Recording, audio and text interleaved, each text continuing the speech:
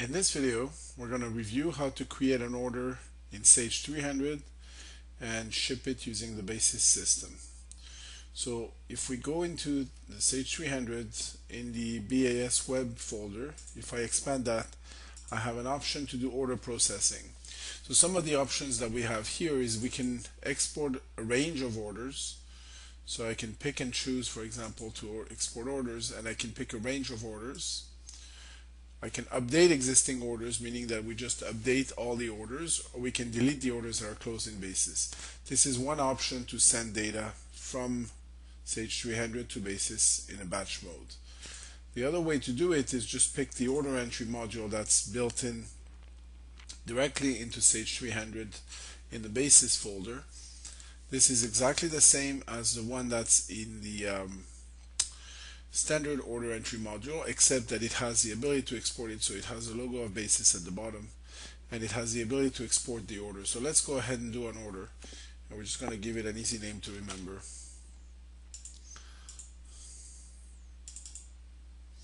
So we pick a customer, we pick an item,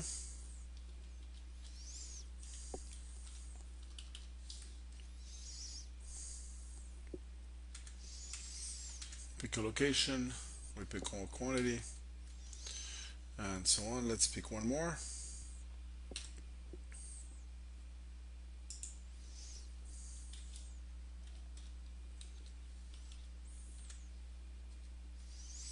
And we pick another quantity here.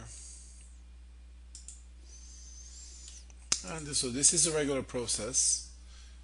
The only difference is when we post this order, we get prompted whether we want to export this order to basis, so we're going to say yes. And then we get our normal posting and everything else. Here nothing else changes. So now that this has been done, we're going to close this module here, and we're going to go in basis. So this is the dashboard. We don't really need to go there. We can just go and scan the order directly because it's already in the tables. But if we want to look at it, we can just go here, and there is my order right here sitting at the top here, 1111. And we'll be able to now go to the scanner, import this order into the scanner, and ship it. So let me do that.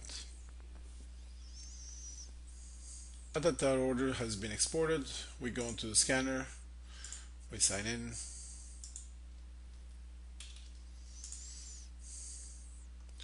Then we go into our order module, and here we need to scan or enter the order number. Typically when we install basis, we create a packing slip with a barcode. So I scan the order number, my order shows up on the scanner, and now I'm ready to start shipping it. So just like we did for the inventory, we also have the option, we also have some setting here. One of them is auto accept, and one of them is hide completed items. So let's set up those two settings. So what that does is that when I scan a barcode,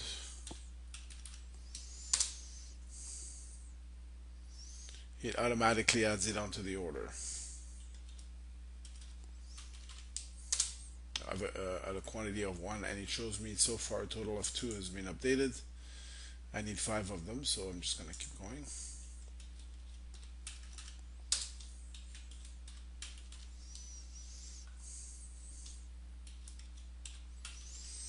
Alternatively, I could have just put the whole quantity. I didn't have to scan every single one of them. I could have scanned one and put in the quantity, and you'll notice that the color changes. So as I'm scanning it, it's yellow just to show me that it's not completed. As soon as the scan is complete, it becomes green. There is a very distinctive sound that sounds every time you scan to gives you an indication of if it's a successful scan or a failed scan, and also whether it's a first item or whether you've completed this item. So here I'm going to go back into my order, my settings. Sorry, I'm back into my order here.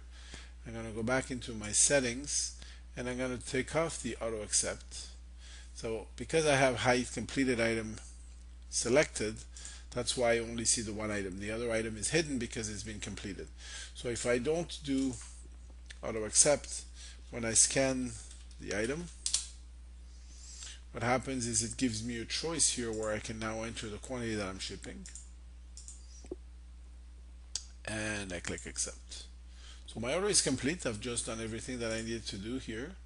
So what I need to do is I just need to go to my tools and sync that sales order. Just while I'm here, besides the auto accept, some of the option that we have is we have the option to parse a barcode for sales order, meaning that if the barcode was part of a longer barcode, like in a GS1 barcode, we would be able to find the part number by parsing it if we turn on this option. And only hardware item is a setting if you had different type of items. So I'm going to click sync sales orders.